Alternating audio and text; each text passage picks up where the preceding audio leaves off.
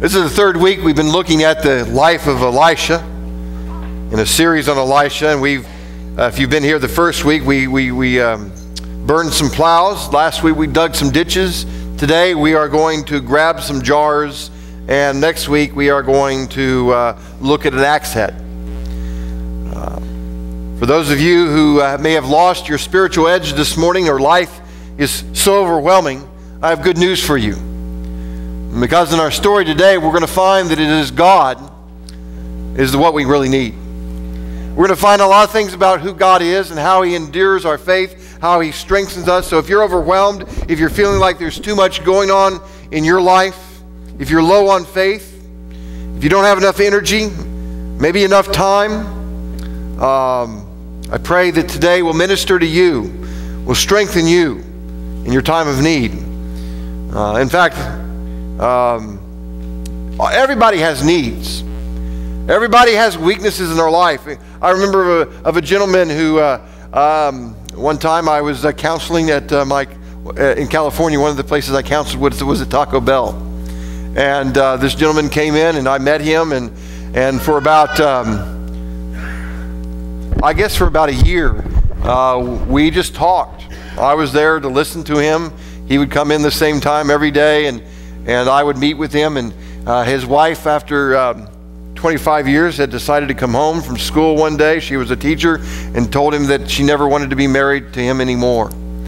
And he had no idea that this was coming. It hit him like a freight train right in his head, and he looked over his life and said, yeah, I could have been a better husband here. I could have been in this better. I could have been more appreciative here. And but he was in such pain. He was in such pain. And when you're in pain like that, it's hard to see the life. It's hard to see what's going on around you. It's hard to see God working in your life. You know, it's really, really hard. Some people, you know, I met a guy just recently. He's in a financial dilemma, and he's struggling in life, and he doesn't know what to do, and he doesn't know how to make ends meet, and he doesn't know what to do. He's not rich. He doesn't have a great thing. He says, he basically, sometimes you feel like you just cannot recover from what's happened in your life. I know single moms who have 2 and 3 jobs sometimes to make ends meet. I know children that go through difficult times because their parents are divorcing.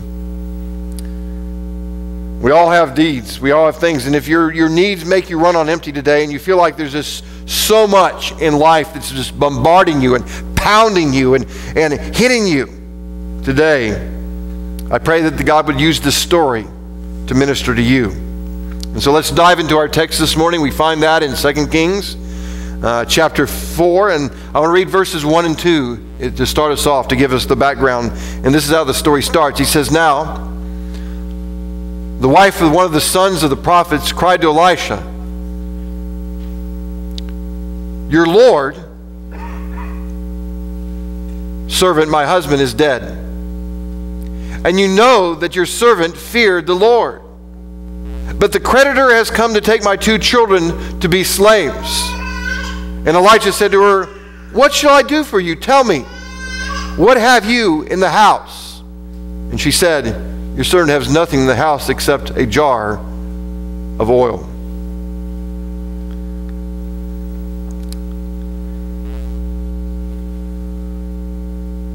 First thing I want to just say is that we don't know who this widow's name is. We have no idea who she is. Some say from tradition and from folklore that she was the wife of the prophet Obadiah. And if she was the wife of the prophet Obadiah, Obadiah supported about 50 other prophets. And so they lived a very meagerly life, and probably he didn't provide a lot of the things that she probably needed for her home and for her sustenance. And she was at wit's end. And a prophet normally would provide for other prophets. If he had money, he would give it away to other prophets. And this was very common in that time and place. So if you can picture this, we have a widow here. We're going to guess that somewhere she's maybe in her 30s or mid-30s, and she's just lost her husband. She's got no chance of meaningful employment in this culture. Women were unemployable in the culture unless they would take up a job that no woman wants to take up. You know what I'm saying. And so she's really in a devastating place. She's lost her husband. The creditor is coming after her 2 sons because if you can't pay your debts in that culture, they take your sons to be slaves. And she's going to lose her sons, and that's the most important thing in her life, and it doesn't get any worse than this. And that's something that I'm always trying to remember when I face what life is throwing at me. Someone always is dealing with something bigger.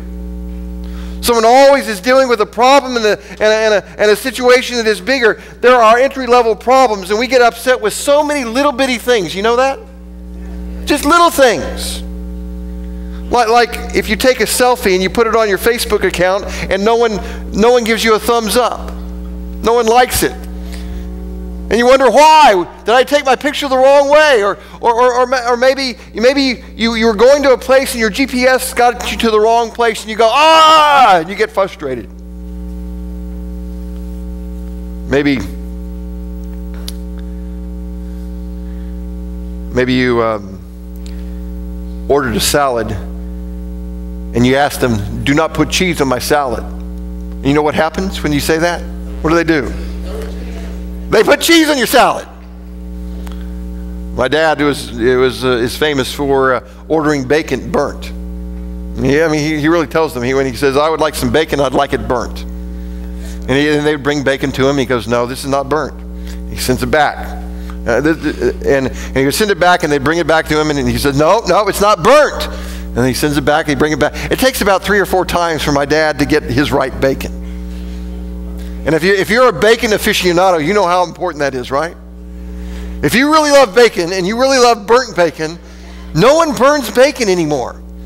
You know, he says it's just he doesn't like it with all limp. He wants to be able to see it.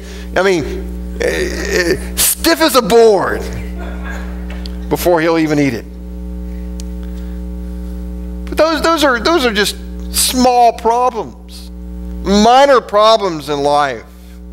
There are graduate level problems, like the man who I was telling you before was having a marriage that blew up in his face, and he was so devastated, and he didn't know what to do, and he kept questioning his life over and over again. A year later, when we moved from California to Maryland, and he was still struggling with that same issue. He was wondering why? And I said, you know what? I can't tell you why. There are probably a lot of reasons. But one is that she may have never been committed to the marriage in the first place. You don't know why. You can't look in someone's heart why, but I realize that this is a devastating thing for you. Or some of you may have been betrayed by someone. I'm the type of person, I'm going to trust someone unless I'm really, really, really betrayed and hurt. There was a gentleman in one of my churches in San Antonio, my only church that I pastored in San Antonio, let me just say that. He had come and become a member of the church, and his family had become a member of the church. When we moved them one time, they had the biggest, the biggest fish tank I've ever seen in my life. The fish tank was probably the width of this stage. And it took 20 people to pick it up and move it. And we were going, we didn't want to drop it now. And this was without anything in it. They had taken all the water out. It was unbudgeable. I don't know how. They had put it down, and of course it left imprints in the carpet and everything. It was just big. But I had become friends with this gentleman, and we were getting close, and we were doing things together. He liked some things that I liked, and one of the things that I liked was watching A&M football. He liked watching A&M football, so we had the common camaraderie,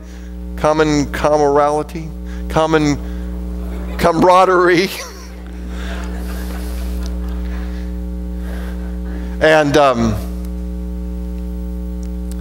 so he did that, and he did that. But one time, he had finally found a job. We were helping him, and he finally found a job in Laredo, Texas. And Laredo is on the border. And so he'd go down during the week and come back on the weekend. And I thought everything was going okay, but I was knowing they were having troubles in their marriage. And one day I got a phone call. And there was this lady on the other end saying that she was my friend's fiance. Oh, that's strange. How can a married person have a fiance? And then she said that I was his roommate. I go, that's strange. I already have a roommate. Her name's Ann. And what he had told someone is basically while he was out away from his family, he was carrying on a dual life, a different life than anybody else. And so he betrayed my trust. Some of you know that you're struggling with maybe a child that's going the wrong way, or maybe you're in a financial situation that you don't know how to get out of, or maybe you have a health issue, or whatever it is. But the key thought of this message today is that I believe is going to drive you to build up your faith and your spirit is if you're taking notes, write this down. When you don't have what you want, you'll discover that God is all you need. I think this lady in our passage today, whatever her name was, whatever she was going through, she's going to discover when you really don't have what you want, and she'd have probably liked more money and more of this and more of that, she will discover that God ultimately is all that you need. Because God controls it. God does what he wants.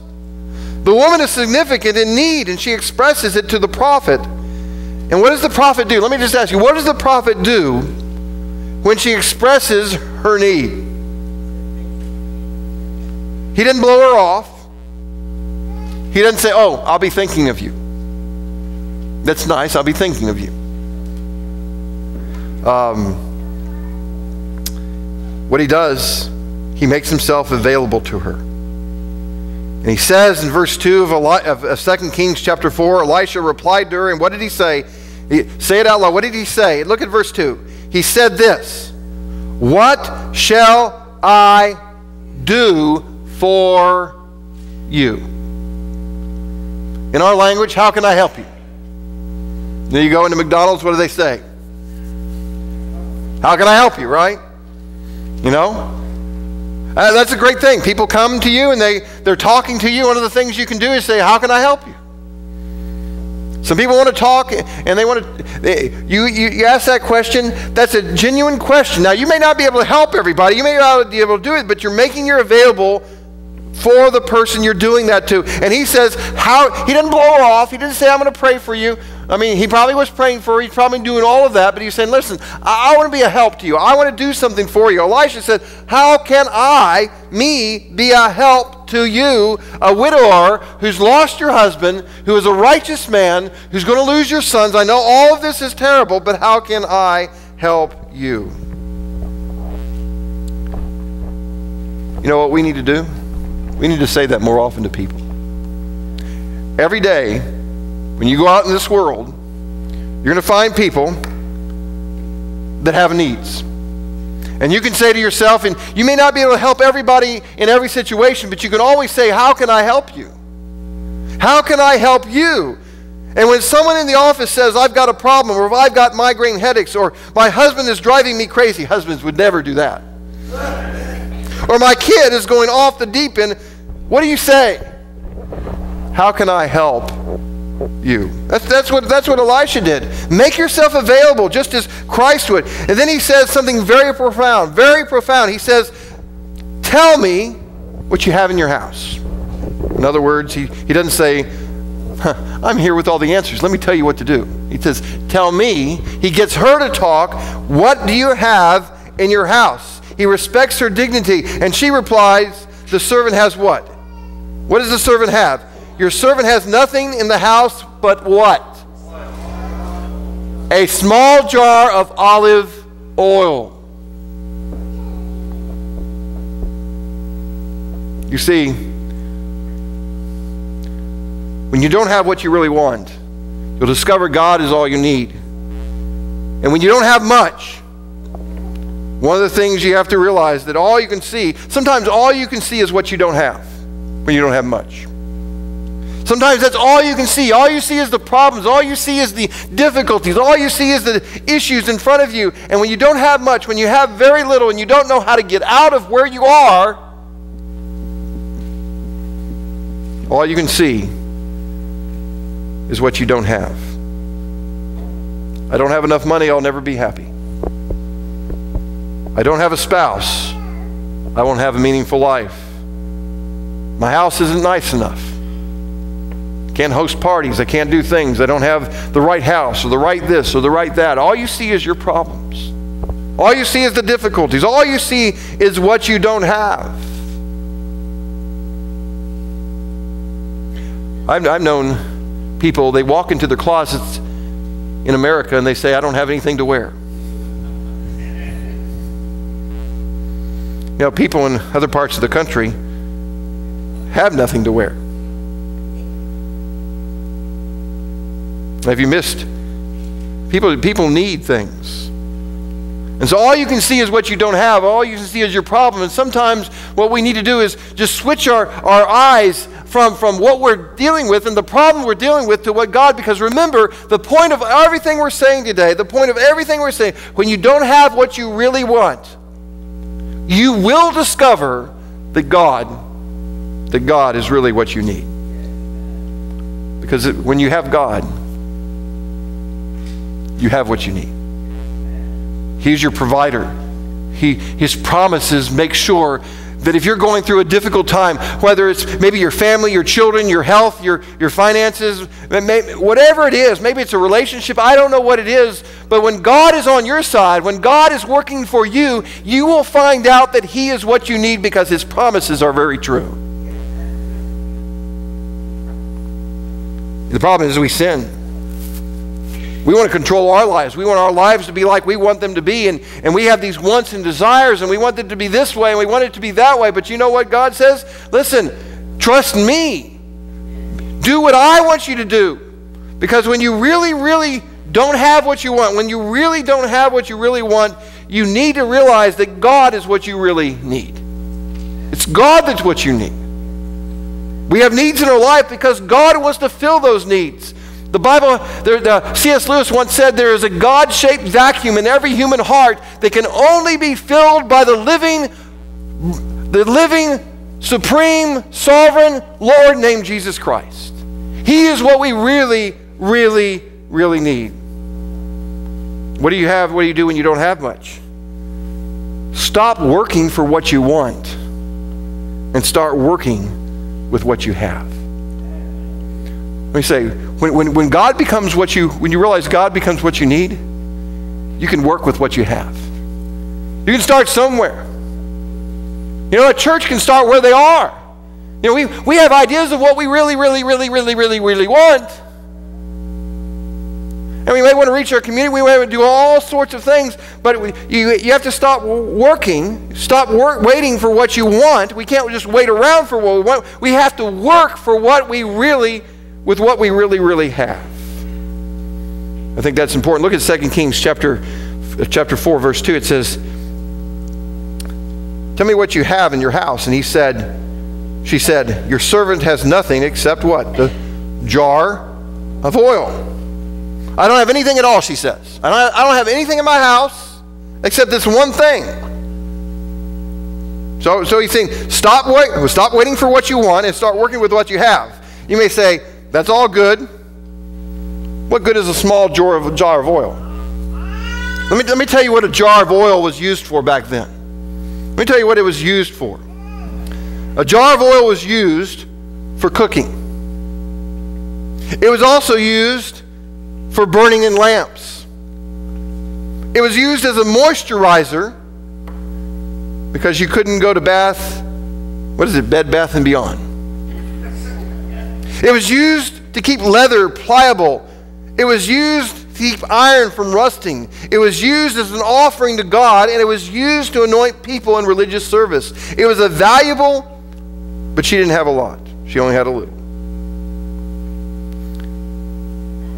God can do a lot with a little. God can do great things with just a little.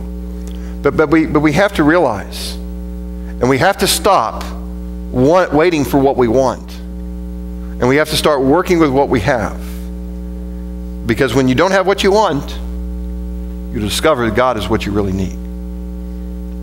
And that's what this lady was doing. She was learning that principle. She was learning all of these things in her life. And we can serve God with a little mustard seed, a little thing. Remember when Jesus had taught to thousands of people, what happened? He found a little boy with what? 5 loaves and 2 fishes. Fed thousands, right? You remember a giant man by the name of Goliath? Did David have a lot? What he knew is he had God's promises. He may not have had a lot to work with, 5 stones. He may not have a lot of strength in his own body, but you know what? He had the promises of God because he was banking on what the promises of God were all about. He had a little, but a little in God's hand can be a lot. In the New Testament, Jesus says if you have faith as a mustard seed, you can say to this mountain, be moved and will be cast into the sea, and you will have what you ask for. We serve a God that can do a lot with a little.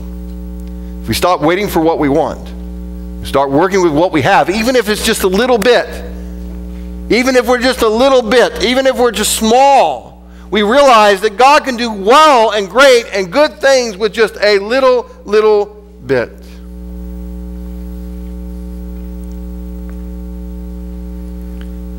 You see, I don't know if this will speak to you, but we just have to stop waiting for what we want and start working with what we have. And you might say, well, I don't have anything. Look around you. You may have friends. I believe, and one of the things I've observed, that one of the things this church does is there have been friends that have been molded over periods of years. There is genuine love and caring for one another. We might not be the richest people in the world, but you know what? We have friends, don't we? We can work with that. We may not be the giant person in the world, but you know what? You may not be the best provider in the world, but you know what? God can use whatever you are and whatever you're doing to serve Him wherever you are. Gentlemen, the most important thing, you may not have a lot, but if you're raising your children, grandchildren, that impacts a whole generation. That impacts a whole generation. That impacts a whole generation. So, when you don't have really what you want, God is really what you need. So we need to stop waiting for what we want and start working with what we have, because this is what we need to do. We need to offer God what we have and trust Him to give us what we need. Look at what it says in 2 Kings chapter 4, verses 3 through 7. It says this. Then he said, go outside, borrow the vessels from all your neighbors, empty the vessels, and not too few. Then go in, shut the door behind yourself and your sons, and pour into all the vessels. And when one is full, set it aside. Verse 5. So she went in from him and shut the door behind herself and her sons.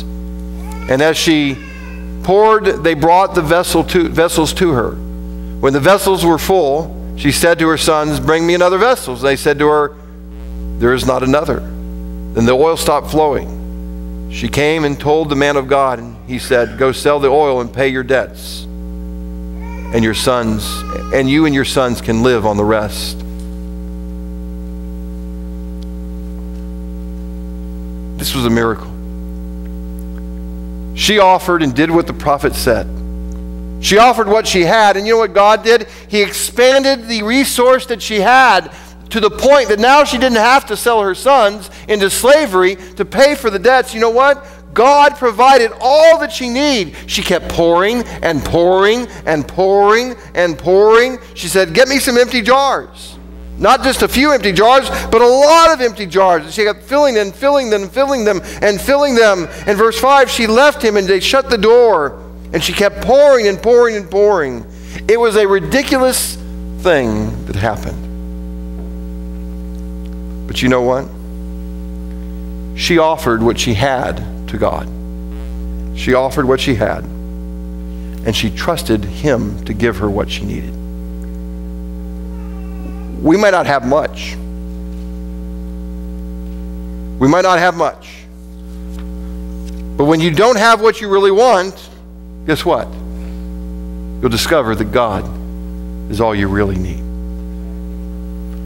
Because ultimately, if you give what you have to God, you can trust him for what you need. That's what the story is to me. That's what the story has told us here. That this lady who was on the not her deathbed, but she was in a panic situation. She was going to lose her son. Her husband has died. She had no way to work. There was no means of support for her life. It was the worst situation she could have imagined. And probably, just like us, we can't see anything else but the cloud over our head sometimes. We can't see the sun. The sun is still shining today, even though we can't see it. We look at it, and we look at it, and we look at it. But one thing she had God on her side. And you may have God on your side. The way we have God on our side is if we have trusted God in the forgiveness of our sins. And what did God do to forgive sins of people like us? He came to earth in the person of Christ. He lived among us for 33 years. He was accused of being the king of the Jews, and they put him on a cross to die for the sins of us. See, the only way we are forgiven in this life, the only way anybody is forgiven in this life is that we trust in God. We discover that it is God what we need. If you're racked with guilt this morning because of things that you have done in your life, if you are convicted of sin in your life, if you realize that God is angry with sinners, if you realize all of that is true, I have good news for you.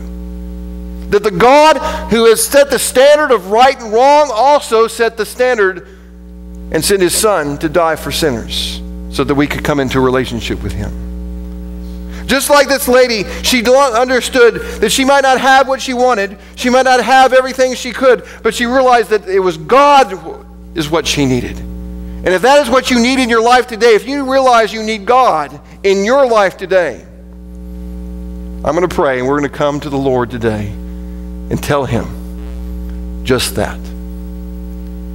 Just that. It was a ridiculous request. But you know what? If you're running on empty today,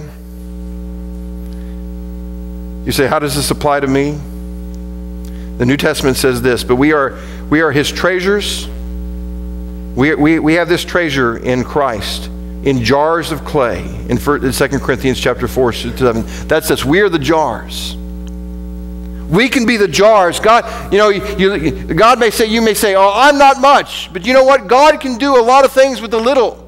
And if we're a little jar, God can do a lot of things with a little jar. You can work, you can serve, you can do a lot of things. You may not think, well, I've done that, I can't do that anymore. But you know what? You're still a jar.